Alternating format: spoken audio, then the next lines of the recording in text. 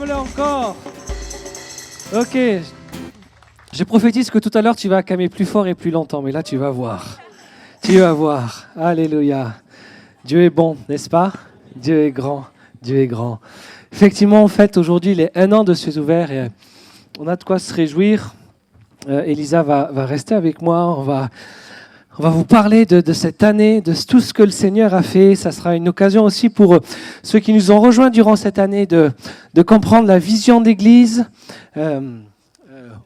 Où est-ce que vous avez mis les pieds?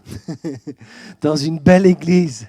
Dans une belle église où on aime la présence de Dieu et où nous voulons vivre sa gloire et nous voulons voir son royaume avancer.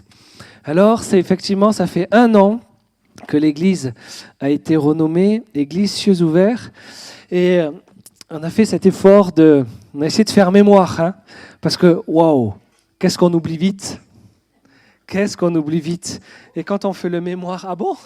Toi, tu as une bonne mémoire, Béatrice, tu m'apprendras. Qu'est-ce qu'on oublie vite? Et je voudrais juste vous... Ouais, si tu veux, tu peux. Juste vous rappeler un petit peu de la genèse de ce changement de nom. Je vais reprendre parce que je ne l'ai pas noté dans mes notes, mais je l'ai là. J'ai la date exacte. Le 9 septembre 2024. On reçoit avec l'équipe pastorale après un temps de prière. On avait passé 2 heures à louer le Seigneur, à prier, et là on reçoit par une parole que le Seigneur veut vraiment qu'on change de nom et que le réveil passerait par là. Et on a vraiment, comment dire, on se demandait mais quel nom on va donner à l'église? Et puis vous savez, à l'époque, on faisait déjà les soirées Cieux ouverts. Il y avait déjà ça dans notre ADN, ces soirées où on vient et on s'offre au Seigneur, on le loue, on l'adore, on vient à la rencontre de sa présence. Et donc, il est venu comme, au bout d'un moment, une évidence. Il dit, mais pourquoi on n'appellerait pas l'église Église Cieux ouverts, puisque c'est ce qu'on aime. Et c'est tellement beau ce nom, parce qu'il reflète tellement ce qu'on veut vivre. Cette ouverture, moi j'ai toujours eu cette image comme un tunnel direct, comme un canal du ciel vers nous, comme ça. On veut vivre sa présence, on veut vivre son royaume. Ça, c'était en septembre. Et puis le Seigneur nous a donné dans la foulée ce nom, cette conviction qui a eu un écho favorable dans nos cœurs. Et puis ensuite, les choses se sont déroulées et nous avons officiellement renommé l'église Église Cieux ouverts. Et depuis ce temps-là, on est béni de ce que nous vivons. Et juste pour vous dire que le changement de nom dans les Écritures, c'est commun. Et quand Dieu fait cela, quand Dieu demande qu'il y ait un changement de nom, ce n'est pas pour avoir une nouvelle coquetterie ou pas pour faire joli ou pas pour le marketing, non. Quand il y a un changement de nom, on remarque dans la parole de Dieu que c'est parce que Dieu donne une nouvelle identité, une nouvelle saison. Il nous confie une mission différente. Il nous repositionne pour une destinée plus grande. Donc le nom marque un acte prophétique. Il annonce un avant et un après. Oui, quand on change de nom, il y a un avant et un après. C'est normal. Et le nom confirme aussi une direction divine. Je vous donne quelques exemples. Abraham, qui est renommé en Abraham. Abraham qui veut dire père élevé, et Abraham, père d'une multitude. Donc Dieu donne une vision plus grande que ce qu'Abraham vivait. Donc le nom d'Abraham annonce une mission plus grande qui dépassait ses capacités. Je vais attendre que Serge finisse, sinon vous n'allez pas m'écouter, je vous connais.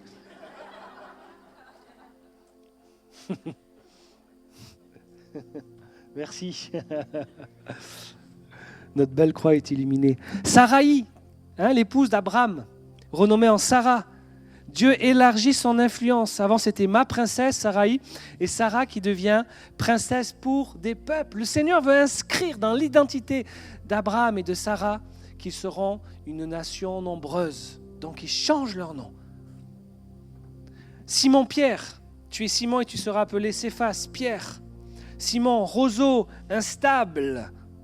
Pierre, le roc, fondement. Et on connaît le rôle qu'a eu l'apôtre Pierre. Saul de Tarse, qui va devenir l'apôtre Paul. Saul, c'était le nom d'un roi, un grandeur, statut juif. Paul se croyait grand. Et il a été appelé Paul, petit, humble, qui marque son humiliation volontaire pour l'évangile. Il a donné sa vie comme un serviteur. Il n'a pas cherché à être grand, il a cherché à servir. Et aujourd'hui, on parle encore, et aujourd'hui encore, l'Église est bâtie sur ses fondements et ce qu'il a communiqué. Donc quand on change un nom, il y a une nouvelle identité. Il y a une nouvelle saison, une mission qui diffère et on est repositionné pour une destinée plus grande. Donc ce n'est pas une question de cosmétique ou de marketing, non, c'est prophétique. Ce n'est pas un rebranding, ce n'est pas une stratégie de communication, mais c'est la conséquence d'un mouvement de l'esprit. Et c'est pour ça qu'on est dans la joie. Parce qu'on a la conviction que ce nom-là, ce qu'on est en train de vivre, ça vient de Dieu. Vous savez, je parlais à quelqu'un hier et je disais, on a une crainte quand on sert le Seigneur, qu'on a des responsabilités, c'est qu'on sait qu'on va rendre compte à Dieu. Donc quand tu vas amener une église dans une direction particulière, avant d'engager sur les rails, tu fais attention. Parce qu'il ne s'agit pas la semaine suivante de dire « Oula, on va faire demi-tour ». Donc, il s'est passé 2 ans. 2 ans, ça a pris au Seigneur pour mettre cette conviction dans nos cœurs. Donc aujourd'hui, vous avez devant vous un homme, une femme, un couple, avec une conviction forte et l'équipe qui est avec nous aussi, que le Seigneur veut cette église cieux ouverts et qu'il a prévu des choses, qu'on a commencé à vivre, il a planté quelque chose, il va continuer. Donc on célèbre ce mouvement de l'esprit, on célèbre ce que Dieu a fait parce qu'il va continuer à le faire. Et on ne veut pas être arrogant, mais on a conscience que cela vient de lui. Donc une nouvelle église, nouvelle saison. On croit que le Seigneur va élargir, on croit qu'il a grandi la vision, on croit que l'impact va être plus grand. Et on remercie le Seigneur pour cette identité, cet ADN, cette vision que nous avons. On va vous l'afficher. Tu peux afficher la suite. C'était le 17 novembre. Tu peux me rejoindre, hein, chérie.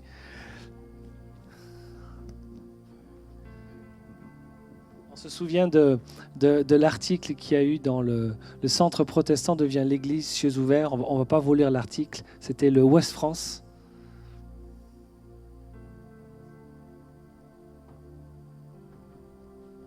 Et voici la vision de l'église. C'est notre vision. Faire découvrir Dieu. Ça, c'est le mandat missionnaire. C'est notre mandat à tous. Mandat universel. On doit faire découvrir Dieu, qui il est. Et on veut le faire conformité avec l'évangile par la puissance de l'évangile, c'est-à-dire à la façon que l'on voit, à la façon dont l'esprit agit dans l'église primitive. La puissance de l'évangile, la puissance qui transforme, la puissance qui guérit physiquement, mais qui guérit aussi psychologiquement, la puissance qui délivre. Tout cela, on veut le vivre et on croit que c'est une marque forte, une approbation de ce que Dieu est en train de faire. Et le mouvement de l'esprit est accompagné par la puissance. Et on croit que cet évangile, cette bonne nouvelle, est porteur d'une puissance et que cette puissance nous amène à découvrir Dieu. Et beaucoup l'ont vécu ici. Des délivrances, des guérisons, des restaurations. Et ça, aucun homme ne peut le faire. On peut apaiser. Il y a des choses bonnes dans la psychologie, mais il y a quelque chose de l'ordre de l'âme, des profondeurs, que le Seigneur vient guérir, que des hommes ne peuvent pas faire. Des délivrances qui ne sont obtenues que par la puissance du Saint-Esprit, l'autorité du nom de Jésus. Et c'est ça qu'on aime voir. Et afin de vivre un réveil spirituel, c'est dans notre ADN. On croit que nous sommes dans un temps et dans une saison et on veut s'inscrire dans ce que Dieu fait. Il y a des saisons aussi dans le plan de Dieu, vous savez. Et on sait qu'on est dans une saison où le retour du Seigneur approche.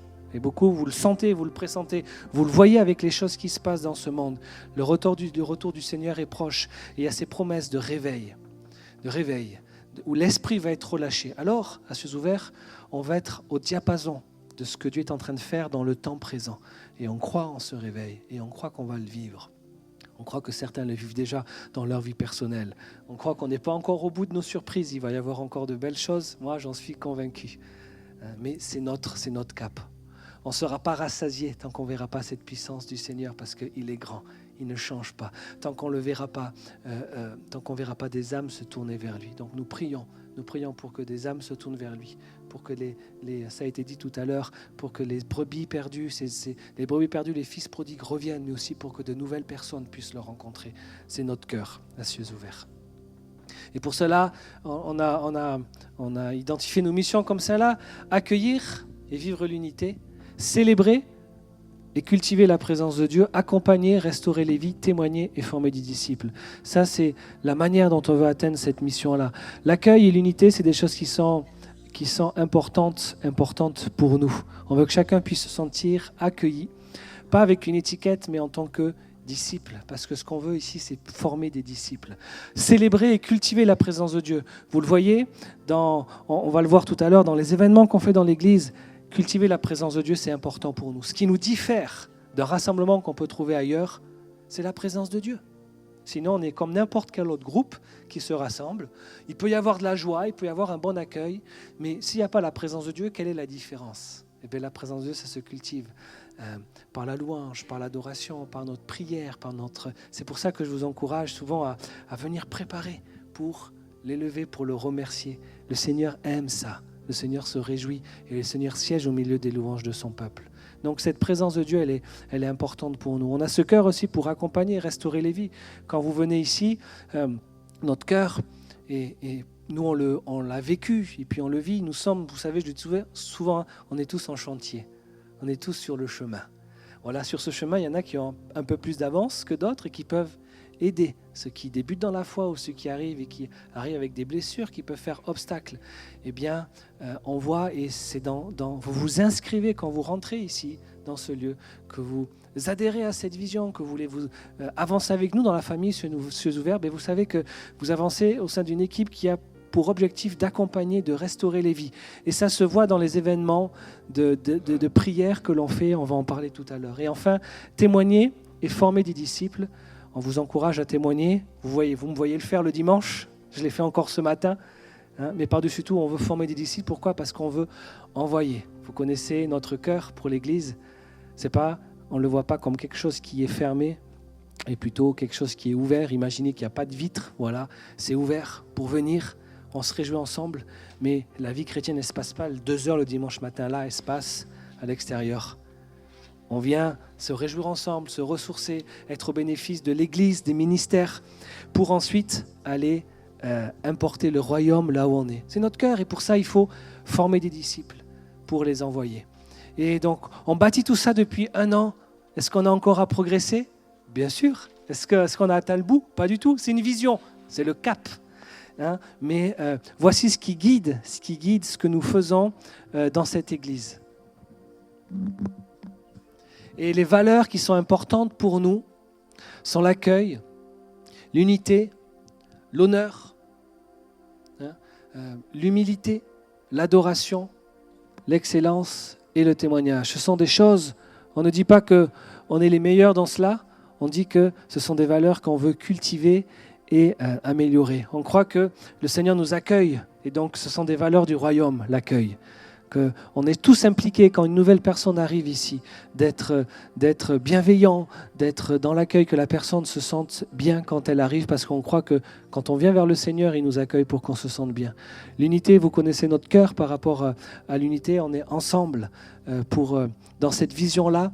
L'honneur, on croit que c'est une culture du royaume, où on n'hésite pas à honorer les personnes. C'est pas être idolâtre, mais c'est reconnaître ce que Dieu fait au travers de la vie d'une personne. L'honneur, mes amis, c'est une culture du royaume. Une culture du royaume. Et le Seigneur Jésus a enseigné à ses disciples à prier que ton règne vienne. Quand le règne du Seigneur vient, quand son royaume vient, il arrive avec toutes ses valeurs, toute sa gloire, toute sa présence et tout ce qu'il y a là-haut. Et l'honneur, c'est quelque chose qui est très important. Et c'est vrai qu'en France, on peut progresser à ce niveau-là. Donc, je vous encourage, honorez. Intéressez-vous, parents, à ce qui se passe au culte enfant. Les moniteurs qui mettent leur énergie. Allez honorer, présentez-vous, dites voici mon fils, comment ça s'est passé, voici ma fille. Apprenons à honorer ce qui est fait. Ne prenons pas les choses par acquis. Beaucoup de choses sont faites dans l'ombre, on essaye d'honorer maximum, mais ce sont des valeurs du royaume et qui nous portent. L'humilité sans laquelle on ne peut avancer, surtout lorsque on en aspire au réveil. Le réveil ne peut se faire sans la repentance. Et la repentance est impossible sans humilité. C'est d'abord l'humilité. ça fait longtemps que tu n'as pas demandé pardon à Dieu pour quelque chose, laisse-moi te dire avec beaucoup d'amour, va vite vers ton Dieu. Parce que si tu crois que tu es parfait, tu te trompes. Ça, c'est la vérité. Et la grâce, c'est que tu peux aller vers ton Dieu et recevoir ce pardon et ce nouveau départ. L'adoration, on le cultive dans les temps de louange, aussi avec les dons de l'esprit. L'excellence que l'on veut voir dans les services, on veut s'engager parce que notre roi est un roi majestueux et il mérite le meilleur de nous-mêmes. Et le témoignage, on veut cultiver. Si on ne dit pas ce que le Seigneur fait, comment les gens vont-ils savoir ? Comment se fait-il que Jésus avait des foules autour de lui ? Il n'y avait pas les réseaux sociaux. Jésus ne faisait pas des shorts YouTube en disant « Hey, demain je suis à Capernaum, venez, il y aura plein de miracles !» Non, c'est les gens qui vivaient des choses, qui allaient raconter ce qu'ils ont vécu, ça interpellait d'autres, qui venaient et qui découvraient Jésus. Et ça, c'est de notre responsabilité. Donc, durant cette année, on a aussi élargi, on a rencontré la famille Foursquare, cette union d'église avec lequel... Tu ne veux pas me rejoindre pour... Tu restes avec Joshua ? Ok. Avec lequel nous sommes vraiment liés d'amitié, d'amour. C'est un réseau d'églises que nous avons rejoint, enfin que nous sommes en train de rejoindre. Il y a toujours une période où on apprend à se connaître. Vous avez vu Jérôme, les pasteurs Jérôme et Payenne qui viennent de temps en temps ici, qui apportent la parole. Ce sont devenus de très bons amis. Le Seigneur a élargi notre entourage. Hein. Et je me rappelle avoir appelé Jérôme une fois pour me confier, parce que on ne vit pas toujours des choses faciles dans notre vie ou dans l'Église. Et puis il m'avait donné une parole d'encouragement. Et c'est bon de se savoir entourer, de savoir qu'il y a des personnes qui sont là autour de nous, qui prient pour nous, qui comprennent la vision, qui ont compris ce que Dieu avait mis dans notre cœur, qui nous encouragent. Et on bénit le Seigneur parce que vraiment il a élargi notre entourage. Quand on change vous savez, Abraham, il n'a pas pu rentrer dans sa mission tant que Lot était autour de lui. C'est quand ils se sont séparés que le Seigneur a précisé sa promesse. Et c'est ce qu'on a vécu. Le Seigneur nous a permis de nous entourer de personnes qui nous aident là où nous en sommes aujourd'hui, et nous le bénissons pour ça. Et donc on a pu rencontrer cette union d'église. Voilà, vous avez, pour ceux qui ne connaissent pas, Jérôme et Payenne, Luc, un pasteur de Bordeaux, c'est lui qui nous a connectés avec Jérôme et Payenne, et puis Hermano qui fait partie du bureau de Foursquare. Je crois qu'il y a d'autres photos aussi. Voilà, ça c'était à l'église. Voilà, donc on va rentrer peut-être plus dans les détails parce qu'on veut se réjouir de ce qui s'est passé cette année. On a eu la joie de baptiser des personnes. La prochaine session de baptême, j'en profite pour annoncer que ce sera le dernier dimanche de janvier. Voilà, à la rentrée, comme ce sera à ce moment-là. On le fait dernier dimanche parce que c'est celui des agapes, comme ça on peut se réjouir ensemble. Je n'ai pas la date du dernier dimanche de janvier, le 25. Voilà, donc le 25 janvier, il y aura les baptêmes. Donc voilà, il y a des personnes qui se disent c'est le moment pour moi. Oui, c'est le moment pour toi. Il y a eu les ateliers cuisine qui ont eu lieu une fois par trimestre, organisés notamment par Béatrice et Christiane. Voilà, on peut l'encourager.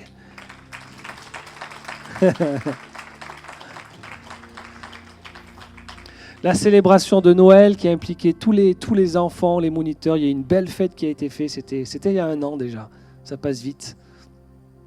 Et la célébration œcuménique, vous savez qu'on développe, vous avez le curé de Morlaix, Jean-Michel Moison, le pasteur Allison, et puis il y avait la représentation de l'église protestante unie. Chaque année, ça aura lieu aussi cette année, on fait un culte en commun. Voilà, une célébration commune dans le cadre de l'unité des chrétiens. Et puis on a voulu faire plus cette année parce qu'une fois, on est heureux de partager ce moment.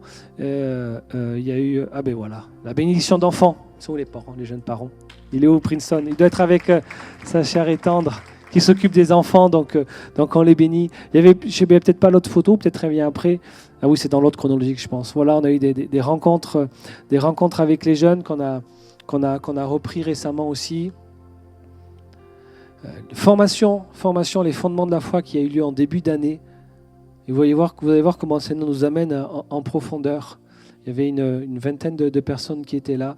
On a commencé des jeûnes et prières. Voilà. On avait déjà commencé avant dans l'église, mais on les développe.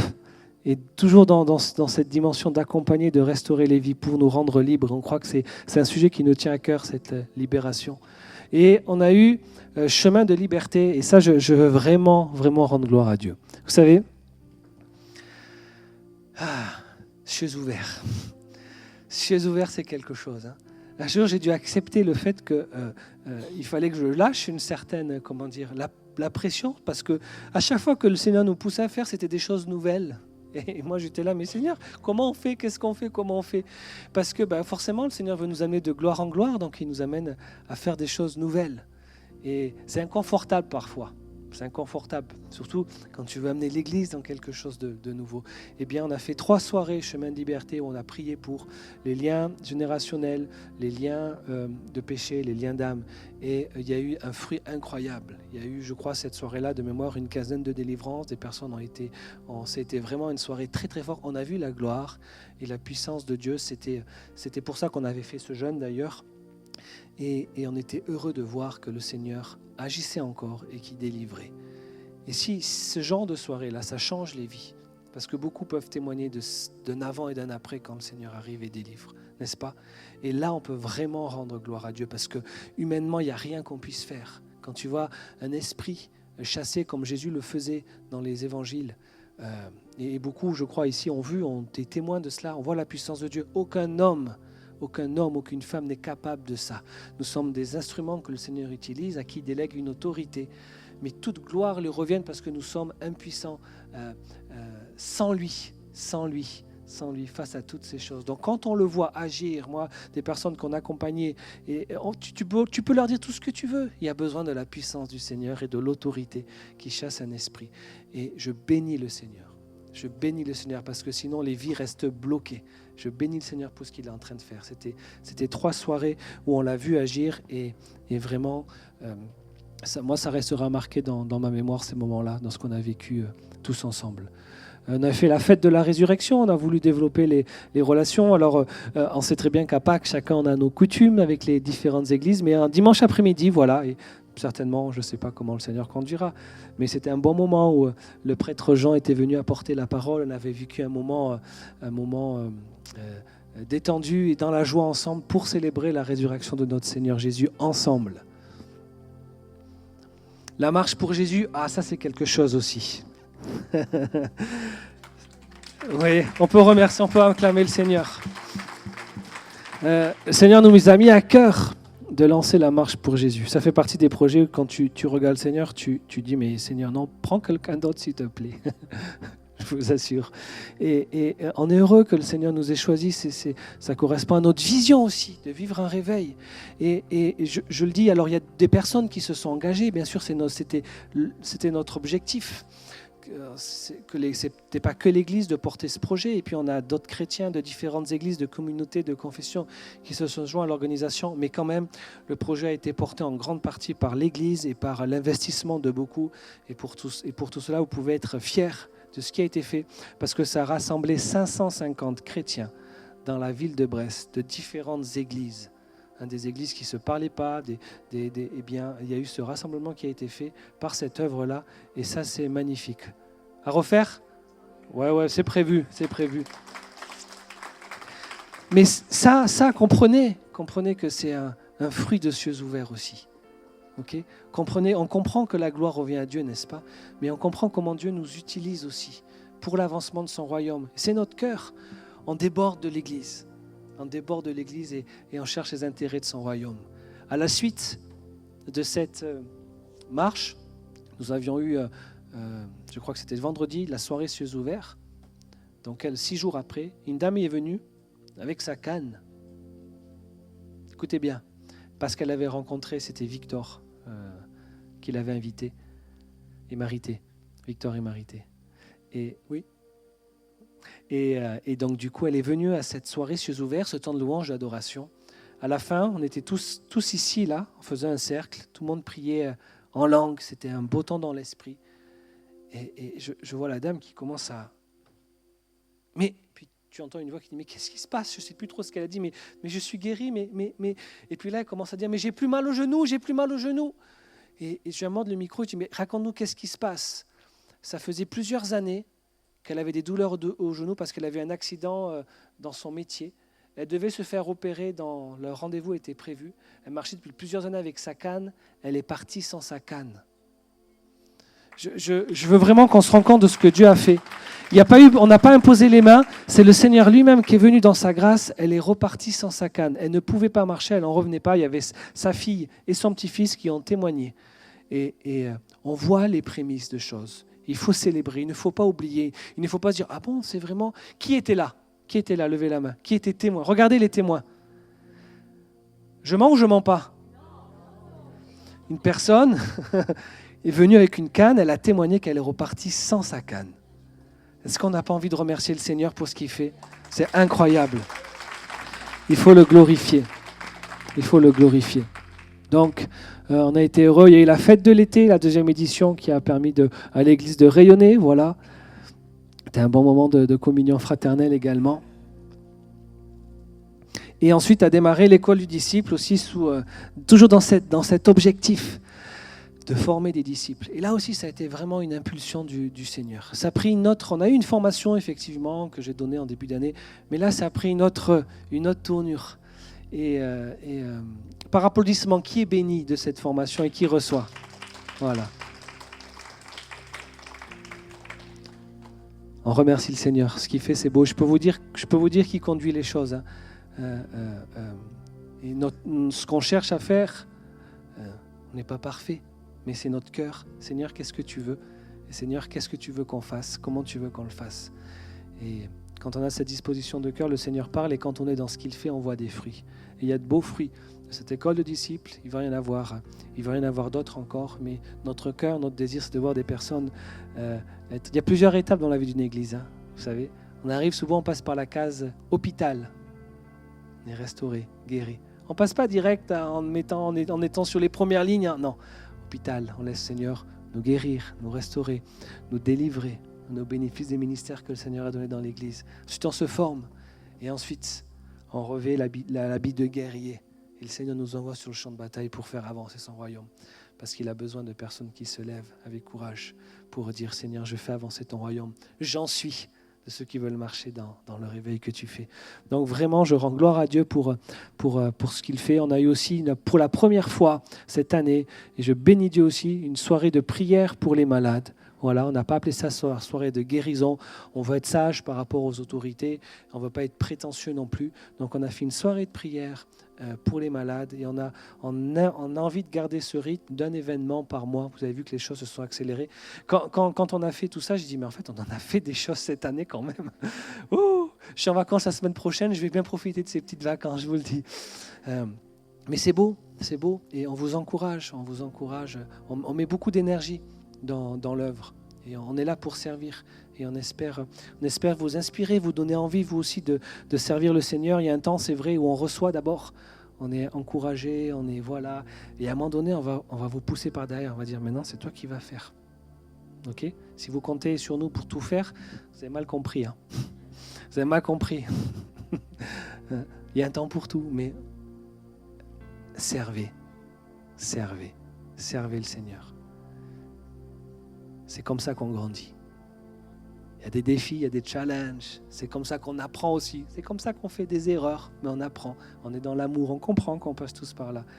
Mais on est là pour servir. On reçoit, c'est vrai, mais n'oublions pas que l'objectif, c'est de devenir serviteur de notre Dieu. Il y a eu Halloween Party. On a voulu faire une alternative à Halloween, une ambiance... Halloween, une ambiance dans la joie où on fête la vie. Donc il y avait beaucoup de monde, je ne sais plus combien on était. On n'a pas compté. Bon, si on avait été plus, ça aurait été compliqué à gérer. Donc on s'est même dit l'année prochaine, est-ce qu'on va maintenir ou pas? Mais ça a pu. On était content de voir des enfants, de pouvoir se réjouir ensemble. En tout cas, moi j'étais content de jouer au ping-pong avec vous. Et on a lancé aussi la petite boutique, ça aussi ça a été sous l'inspiration du Seigneur. Ouais, bravo, on peut honorer toutes les personnes qui se sont investies.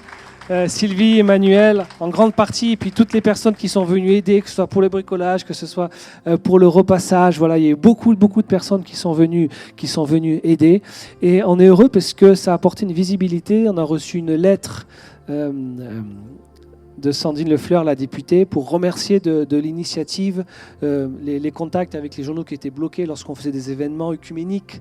On essaie de contacter les journaux pour qu'ils relatent le travail commun des différentes églises. Aucune réponse. Et là, ils sont venus, ils ont fait des articles, ils étaient contents. Et donc on bénit le Seigneur. Et je suis heureux, ça fait longtemps. Mais vous savez, on ne peut pas être à l'initiative de tout. Mais longtemps que je rêvais que l'Église puisse aider les plus pauvres, les plus démunis. Et le Seigneur a inspiré ça. Et ça a été porté très bien et avec beaucoup de force, de joie et de consécration. Et donc voilà, la petite boutique a ouvert, il y a eu des très bons articles. Et ça aussi, c'est quelque chose qu'on célèbre parce que des personnes ont été bénies et vont être bénies encore. Donc voilà. Et la soirée témoignage qui a eu lieu avant-hier. Voilà. Je veux vraiment qu'on se rende compte et je veux vraiment vous remercier à toutes les personnes qui ont osé inviter des gens à venir entendre. Bravo. Bravo, vous avez honoré cet engagement, cette prise de risque aussi, parce que c'est encore des choses nouvelles que l'on fait. Vous avez honoré cette prise de risque qu'on a pris, parce qu'il faut du courage pour témoigner devant des personnes. Et ceux qui étaient là, vous avez vu David, Gauthier et Serge. Ouais. On peut les encourager, les honorer. Pour le courage qu'ils ont eu d'ouvrir leur cœur dans des choses qui ne sont pas forcément faciles. Bravo d'avoir osé inviter des personnes. Je vous encourage à garder contact, à entretenir, à ne pas forcer. Il faut laisser le Saint-Esprit faire son œuvre, mais parfois, il nous pousse aussi à encourager, à parler. Voilà, donc n'hésitez pas à revenir vers ces personnes-là. Et on l'a dit tout à l'heure, il y avait une quarantaine de personnes qui n'étaient pas de l'Église. Je veux vraiment... La salle n'était pas bondée. On a enlevé des chaises tout à l'heure. La salle n'était pas remplie jusqu'au bout. Mais au ratio de l'Église, 40 personnes qui viennent, je veux qu'on puisse se rendre compte combien c'est énorme. Combien c'est énorme. Si on réfléchit, le Seigneur a vraiment fait une belle œuvre. Il y a beaucoup de personnes qui ont entendu des témoignages vrais, authentiques de la gloire de Dieu, de la puissance de Dieu. Et bravo d'avoir invité, de vous être investi et on remercie le Seigneur de cette opportunité. C'est 40 personnes qui ne fréquentent pas l'église, qui ont entendu. Peut-être certains étaient dans la foi, de près ou de loin, et il y en a qui ne l'étaient pas. Mais 40 personnes qui ont pu entendre des témoignages, comparativement à la taille de notre église, c'est énorme. Là, on est une 60aine ce matin, vous imaginez ? C'est beau, c'est beau. Et je sais qu'on peut mieux faire encore. Pas dans un souci de pression, mais qu'on puisse s'encourager. Il y a un potentiel, il faut le voir. Et ce que le Seigneur a commencé ici, il va le terminer, j'en suis convaincu. Et puis les sœurs yeux ouverts, regarde Béatrice, c'est toi.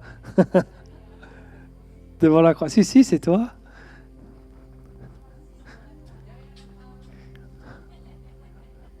Voilà, c'est chaque vendredi, dernier vendredi du mois, quand il y a un événement spécial, souvent ça prend cet événement-là. Voilà, c'est le cas de la soirée témoignage. Mais il y a aussi, je crois que ça vient après, l'hôtel de louange, il n'y a pas ? Il y avait ? J'ai peut-être oublié de... Ah, ça vient après. Ça, c'est la pub pour décembre, j'en parlerai tout à l'heure. Bon, puisqu'elle est là, voilà. L'événement de décembre, ce sera un ciné-goûter, voilà. Donc, n'oubliez pas de vous inscrire. Sur le site internet, les places sont limitées en raison de la licence de projection qu'on a. On ne peut accueillir qu'un nombre limité de personnes. Donc voilà, c'est gratuit pour les moins de 12 ans et ensuite c'est 2 € par personne. Voilà, l'hôtel de louange, chaque semaine, ça c'est des temps aussi où on répond à la vision de l'adoration, de cultiver la présence de Dieu et on vit des temps bénis. On est là pour se donner à notre Seigneur et c'est ça que j'aime à cieux ouverts. C'est que durant toute cette année, on a vu la progression dans la louange et le temps offert à Dieu. Vous savez ce qu'il y a de plus précieux ici-bas ? Ce n'est pas l'argent, c'est le temps. Quand tu mets du temps à part, le temps quand il est passé, tu ne le récupères pas. Quand tu décides de mettre du temps à part pour venir louer Dieu, il sait très bien que c'est ce que tu as de plus précieux. Il est honoré.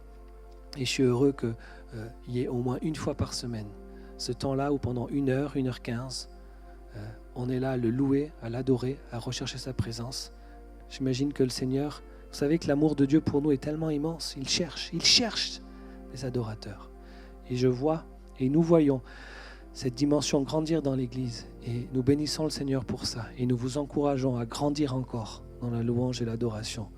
Nous allons voir la gloire de Dieu à mesure que nous grandissons aussi dans la louange et l'adoration. Cela appelle le surnaturel de Dieu aussi. Donc, bravo pour tous ceux qui peuvent et qui mettent ce temps à part et qui viennent découvrir. Je sais que peut-être pour certains, c'est nouveau, cet engagement dans la louange et que, voilà, continuez de vous laisser transformer. Et c'est beau en fait, c'est un cadeau qu'on offre au Seigneur. C'est un cadeau qu'on offre au Seigneur. Donc, je bénis vraiment le Seigneur. On a nos réunions de prière chaque mercredi soir à 20h. Ici aussi, le Seigneur dirige pour... on voit le Seigneur orienter tout cela. Et je crois que... Et les soirées sentinelles, tu vas en parler? Moi, j'y suis jamais, donc qu'est-ce que tu veux que je dise? Merci. Oui, voilà, donc chaque jeudi à 18h30, on se retrouve avec vous, mesdames, pour échanger sur différents sujets, sur des thématiques bibliques, sur des sujets vraiment concrets.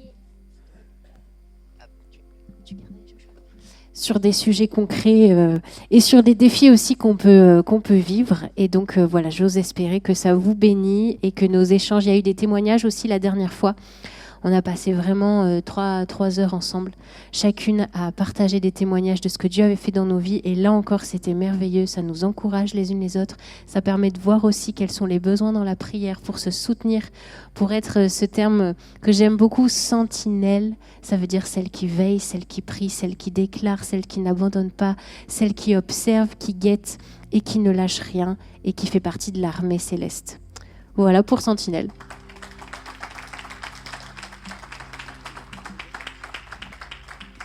Les groupes de marche du coup qui ont lieu chaque mois, portés par Béatrice et en remplacement aussi Gauthier Victor. Donc merci à chaque fois à vous pour avoir porté cela. Nous avons d'autres événements. Tu peux passer à la suite. Les repas en commun, donc chaque dernier dimanche du mois. Et nous sommes justement en Agape ce midi pour continuer ces temps bénis ensemble, partager ces temps de communion fraternelle. Et ce sera vraiment un plaisir. La librairie, on remercie aussi Marie-Jeanne qui a porté ce projet. Et qui le fait de A à Z, vraiment, ça bénit l'Église parce que chacun peut, inspiré par l'Esprit, choisir un livre qu'il va vraiment, encore une fois, Nathanaël parlait du temps à part, et je le crois, je fais une petite parenthèse, mais je le crois, se nourrir de livres, c'est bon, se nourrir de la Bible, c'est excellent, se nourrir du silence aussi, de la présence de Dieu, c'est très très bon, et prendre nos téléphones et un petit peu les mettre de côté, c'est vraiment excellent. Voilà, donc merci Marie-Jeanne, parce qu'à travers la librairie, tu fais vraiment une œuvre bénissante pour tout un chacun ici, et on t'honore, on te remercie pour cette œuvre-là. Et j'en profite aussi pour dire que des personnes donc, qui n'étaient jamais venues dans l'église et qui étaient là vendredi soir, ont acheté des Bibles lors de voilà, parce qu'on avait fait un petit stand. Et donc, il y a eu des Bibles d'acheter, il y a eu des ouvrages aussi. Et là, encore une fois, c'est bénissant pour ces personnes-là. Donc, on est vraiment réjouis de voir ce que Dieu fait. Alors, oui, Nathanaël, on a parlé... On vous a expliqué un petit peu tous les projets qu'on avait portés, toutes les choses merveilleuses de cette année. Mais il y a des choses qu'on ne voit pas ou qu'on voit à terme parce que ça porte des fruits. On voulait aussi vous en parler, on voulait vous les remémorer. Il y a eu des guérisons intérieures profondes. Et là, on va travailler chacun sur nos témoignages pour pouvoir facilement les nommer ensuite, les donner. Être capable de dire, voilà, Dieu m'a libéré de telle chose. Dieu m'a guéri, m'a restauré dans mon identité. Dieu m'a guéri de telle souffrance causée dans mon enfance. Parce que oui, Dieu l'a fait. Il y a eu des repos dans l'esprit lors des soirées cieux ouverts. Vous comprenez bien que ce n'est pas ça qu'on cherche, hein. On ne cherche pas ces signes-là. Néanmoins, quand ils sont là, on dit merci Seigneur, à toi toute la gloire.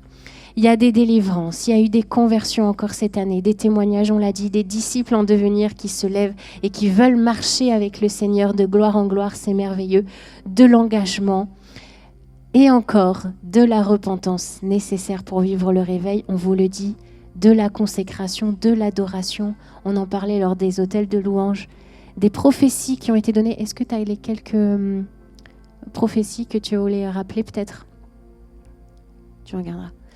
des dons manifestés, des vies transformées et une armée qui est en train de se lever, une armée de sentinelles, une armée d'hommes et de femmes, de Gédéon, de Déborah qui se lèvent, qui prient, qui intercèdent, qui déclarent, qui défendent les intérêts du royaume parce que vous l'avez vu, ils sont combattus.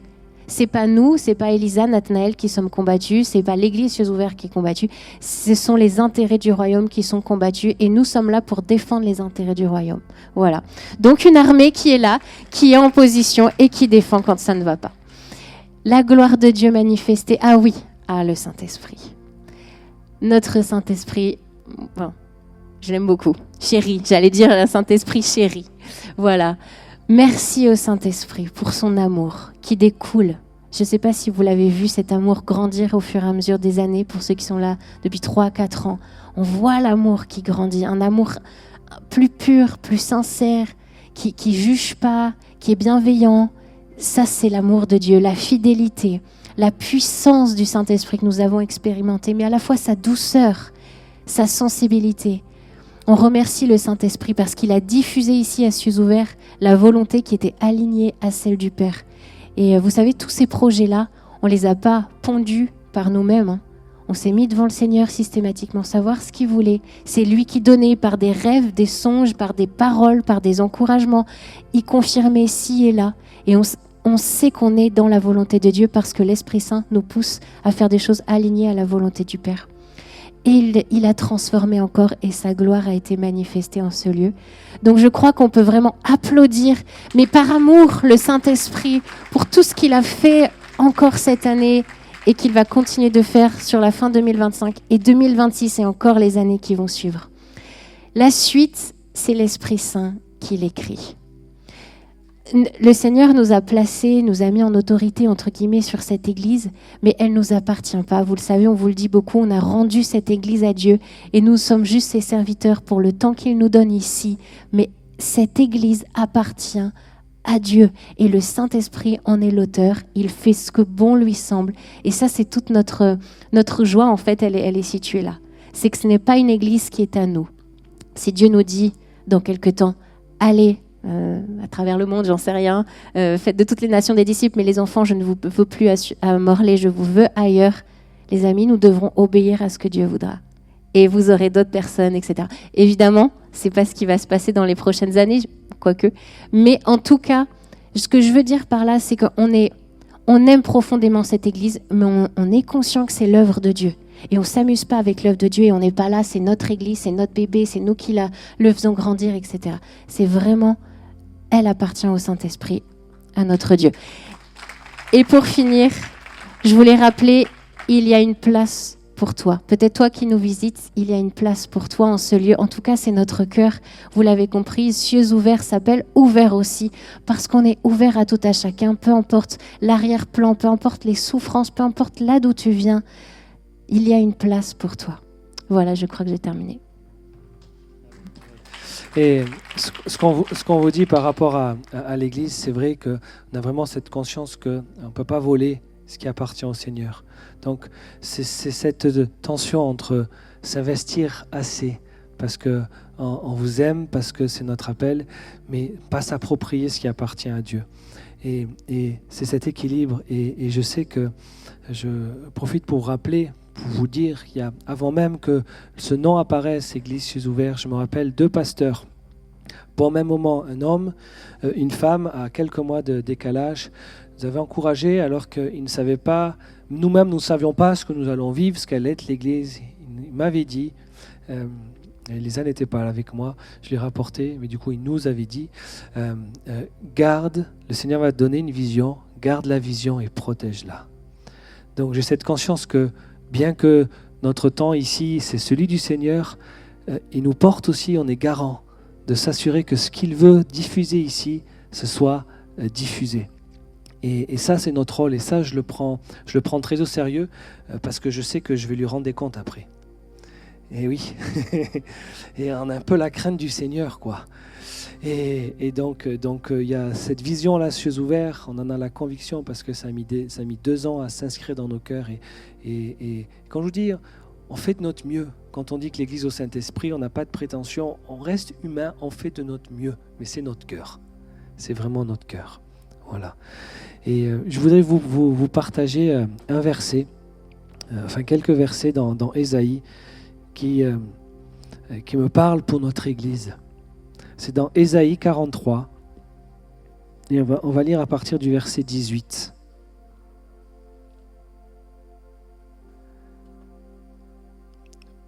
Je vais vous épargner le contexte de qui Isaïe parle pour aller droit au but, pour ne pas vous perdre. Mais juste, je vais vous donner ce que j'ai reçu comme parole pour l'Église, sans faire l'étude du texte. D'accord ? Ne vous souvenez pas des premiers événements et ne considérez plus ce qui est ancien. Voici, je fais une chose nouvelle. Elle est maintenant en germe. Voici, je fais une chose nouvelle, elle est maintenant en germe. Beaucoup d'entre vous étaient là quand une sœur de passage qui s'appelle Marianne Gatti a donné une vision qu'elle avait reçue pendant le culte, une image de cette graine, vous vous rappelez, que Dieu avait implantée à l'église chez Ouvert, qui n'était pas encore sortie, mais qui était là et qui était en train de s'enraciner. Elle avait dit, cette graine, elle est dans l'église, mais elle est aussi dans les cœurs. Est-ce que vous vous en rappelez ? Voilà. Eh bien, pour ceux qui étaient là, c'était une parole qui confirmait ce que Dieu est en train de faire. Ça ne se voit pas encore, c'est dans les racines, mais à un moment donné, ça va sortir. C'est Dieu qui décide du quand. Ok ? Et ce verset, quand je l'ai lu, je me suis rappelé, je dis, mais c'est la parole qu'on a reçue. Je le relis. Ne vous souvenez pas des premiers événements, mais ne considérez plus ce qui est ancien. Voici, je fais une chose nouvelle, elle est maintenant en germe. Et j'aurais pu vous lire ce passage avant de vous montrer tout ce dont on a vécu cette année. Est-ce que vous voyez ce qui est en germe ?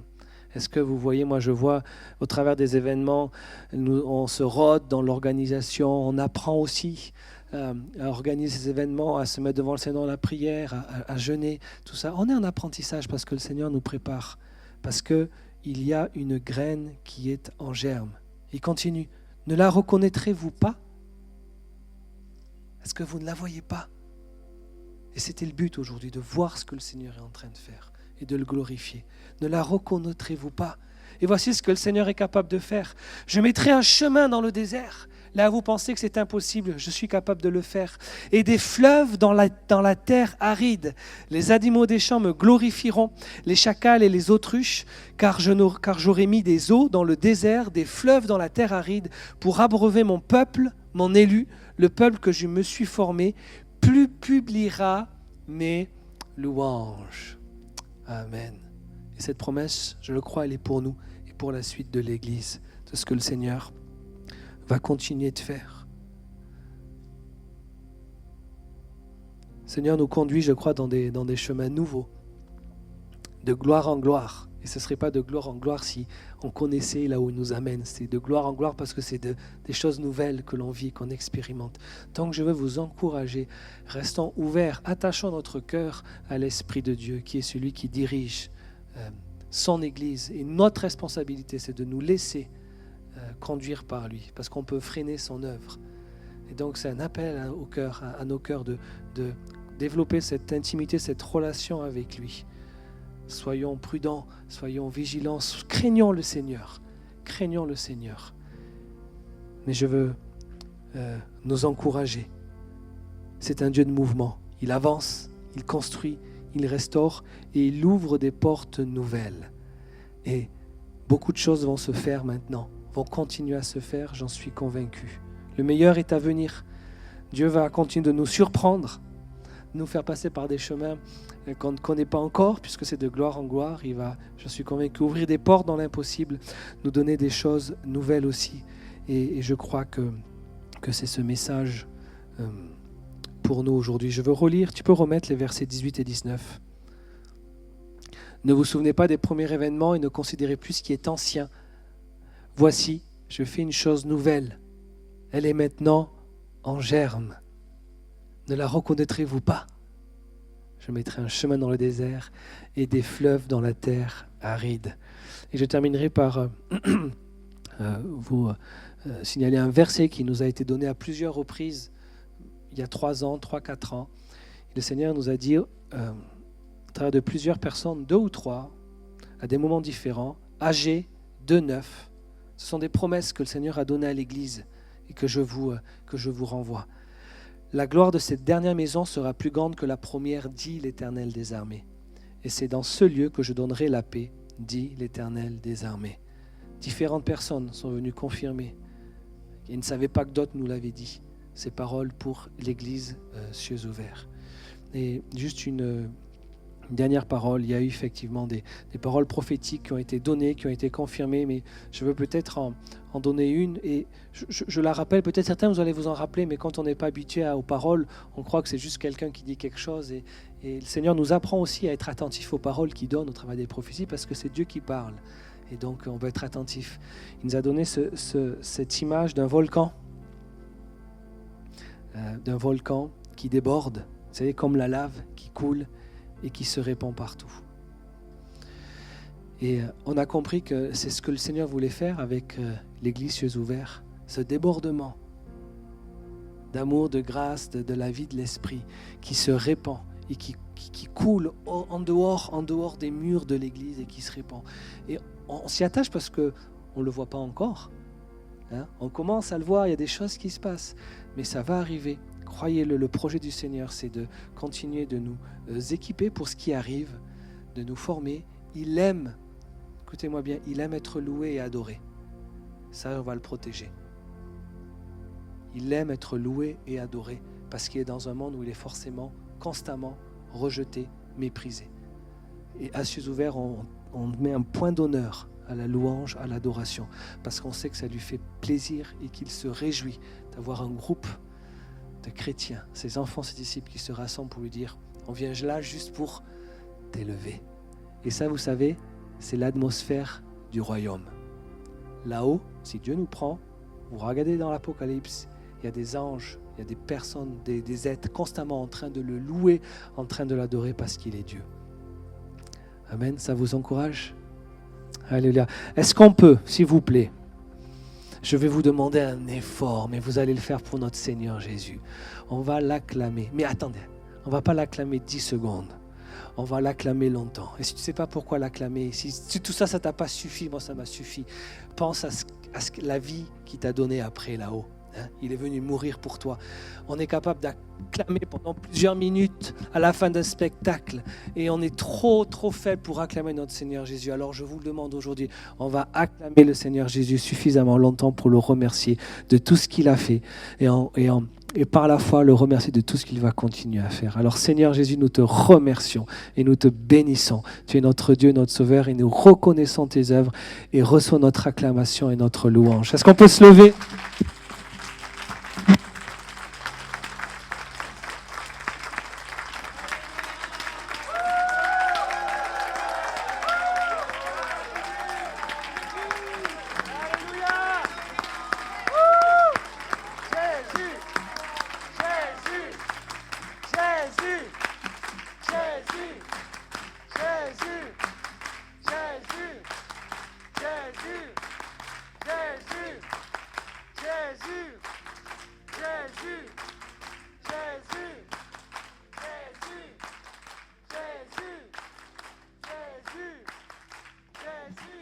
Dans le ciel, ça dit ici, ils acclament Jésus, on entend un bruit. Est-ce qu'on peut lancer une clameur pour le Seigneur Jésus ?